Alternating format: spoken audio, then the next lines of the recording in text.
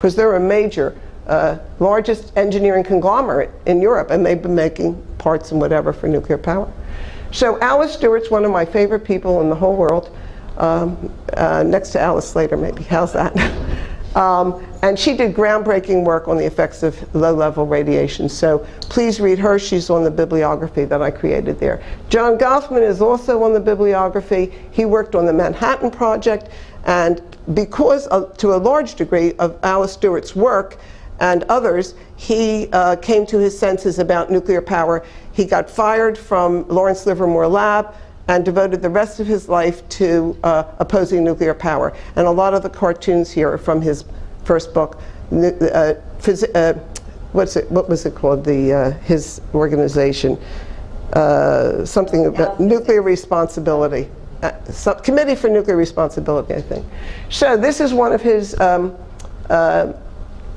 cartoons, and that's the NRC, the watchdog in there. And our watchdog, actual watchdog, who's fabulous, is our Massachusetts representative, Ed Markey, who says that the NRC regulations demonstrate that flawed assumptions, underestimation of safety risks, are currently an inherent part of the NRC regulatory program. So we have actually no regulatory program.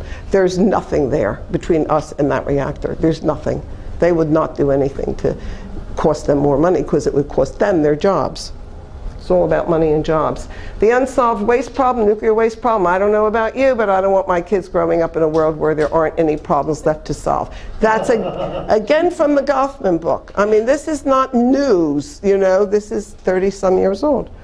Chernobyl, 1 million deaths are attributable to the Chernobyl catastrophe, and that book is also on your bibliography there.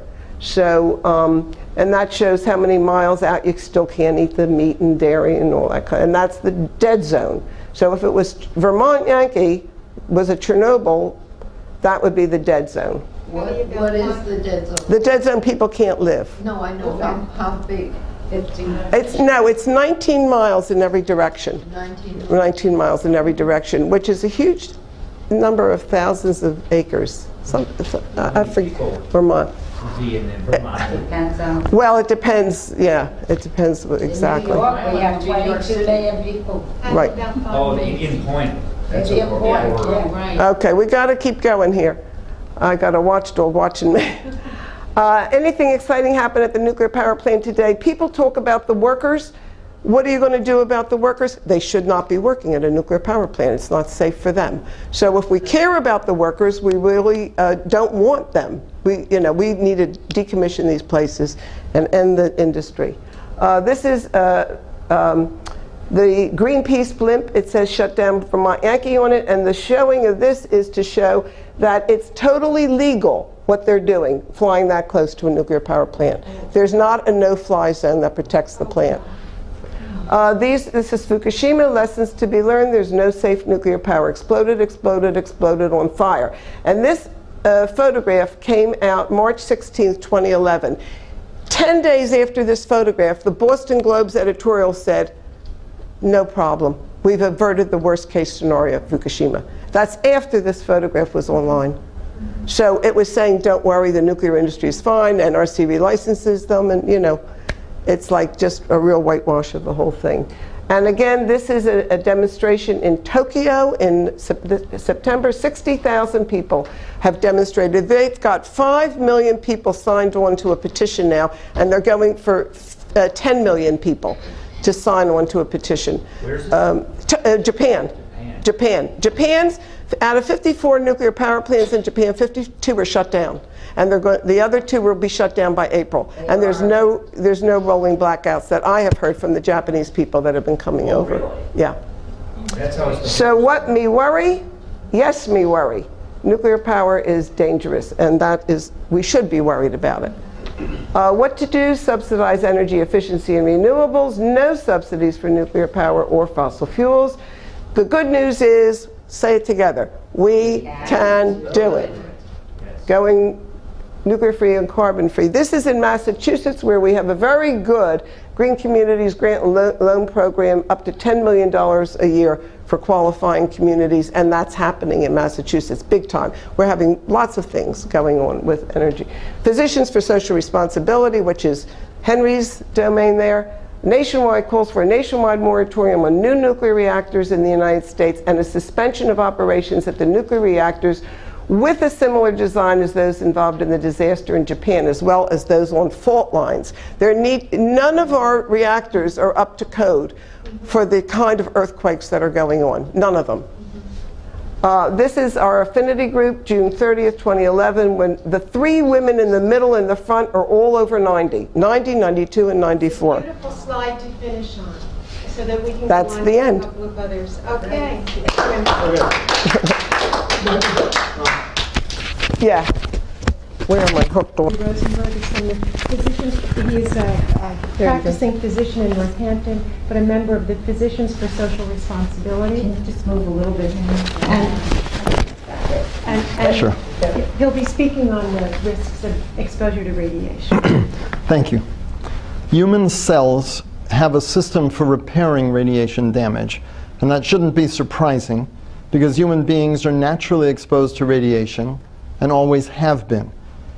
We're exposed to radioactive isotopes in vegetable matter. You might remember that right after the Fukushima accident, there was a whole lot of attention to radioactive bananas, which sounds like a joke, but it's true. Bananas have among the highest levels of natural radiation in the plant kingdom because they contain potassium, including a very slightly radioactive form called K40. Don't worry about the bananas. And if you live in a wooden house, you're exposed to radiation from the timbers. If you live in a stone house, you're exposed to much higher levels of radiation from rocks. And whatever kind of house you live in, you might want to pay the $70 or so to pay to get a kit to find out if you're being exposed to naturally occurring radon. And if you are, you can take some simple steps to lower that risk. Some of the radiation that we're all exposed to every day comes from outside of our world. 10 or 15% of background radiation comes from so-called cosmic rays. These include protons or hydrogen nuclei, alpha particles or helium nuclei, and beta particles or electrons. And when these high energy particles reach our atmosphere, they also interact with various elements to produce gamma rays, which are like X-rays. All these natural processes have effects on our machines. They say 1 error per month per 256 megabytes of RAM, and on our bodies. And we receive an average of between 2.4 and 3 millisieverts per year in natural background radiation, even when we're here at the Hilton. And for those of us who live at high altitudes, we get more. Those of us who do a lot of air travel get more. And we live in a world where just a few decades ago, people were producing open-air nuclear explosions. And also there have been major leaks at places like Chernobyl and Fukushima. And because of that, the background radiation that we're all exposed to is somewhat higher than it was for most of evolution. But there was never a time when human cells were safe from radiation. The problem with our cell's repair system is that it's imperfect and it's easily overwhelmed. Ionizing radiation is radiation which has sufficient energy to turn an atom into an ion. That is, to leave it with a positive or a negative charge, which can then damage complex molecules like DNA. Radiation takes different forms. Gamma rays are like light, waves of energy, but much higher energy than what's coming out of these light fixtures. It is a form of radiation which can penetrate deeply into the body and can have medical consequences in many organ systems. It's fair to compare exposure to gamma rays to medical X-rays.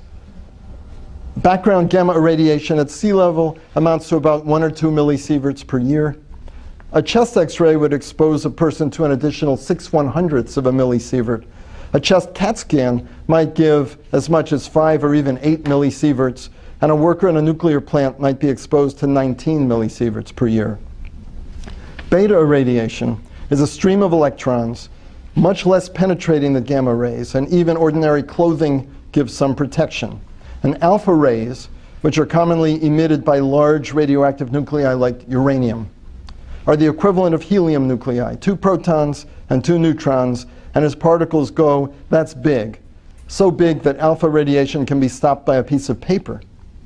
A stream of alpha particles might burn your skin, but it won't penetrate your skin to reach other body parts. Check your smoke detector when you get home. You might find that it's the kind that releases a steady stream of alpha particles from americium. And don't worry, I don't think your smoke detector is hurting you. But the problem is that if you eat or drink something that contains an alpha emitter, or if it enters your body through a wound, or if you breathe it in, then the particles can lodge in your bones or in your lung, and they can stay there for years, directly irradiating your marrow or your bronchi. People will try to reassure you by comparing the radiation levels to chest x-rays or CAT scans. But in the case of alpha emitters, that's not a fair comparison. Those comparisons are meaningless. What's important is what's happening locally inside the affected organ. That form of radiation is not detected by a Geiger counter. And once the body is contaminated internally with alpha emitters, there's no way to decontaminate it. People often ask what level of radiation is safe. And efforts have been made to define safe levels for workers in nuclear plants, safe levels for the public outside the plant, safe levels for children and pregnant women who have particular vulnerabilities to radiation. And as Hattie said, the conclusion has always been the same. There is no threshold. There is no dose below which exposure is safe. Higher exposure levels bring higher risks, but no level of radiation is so low that it brings no risk. The tragic source of most of our information on radiation's effects on humans is what happened in 1945 in Hiroshima and Nagasaki. And scientists have been able to estimate doses that different individuals received and calculated the risk of leukemia and other cancers. As the exposure level goes down, the risk goes down. But it never goes down to background risk. The so-called BEAR subcommittee, the Biological Effects of Ionizing Radiation subcommittee of the US National Institute of Science, uses an evolving model with information from the atomic bombs and also from many other sources. And the most accurate model, according to BEAR, is linear and non-threshold. That is, cancer risk, 1, is directly proportional to radiation dose, 2 is cumulative, and 3 does not respect any minimum dose threshold. And nothing that I've told you isn't well known to the engineers who build and operate nuclear power plants. And certainly they take precautions to prevent catastrophic releases of radiation. But accidents happen, usually not because of a single problem, but because of a combination of problems all lined up. At 3 Mile Island, Pennsylvania in 1979, a relief valve got stuck in the open position, allowing vital coolant to escape.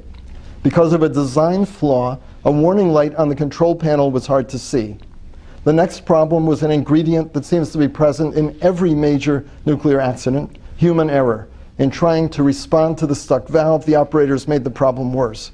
In the end, a full-blown catastrophe was averted, but only after 40,000 gallons of contaminated water were intentionally released into the Susquehanna River. 1986, in Chernobyl, Ukraine, there was a sudden power surge during a full power test of one of the reactors.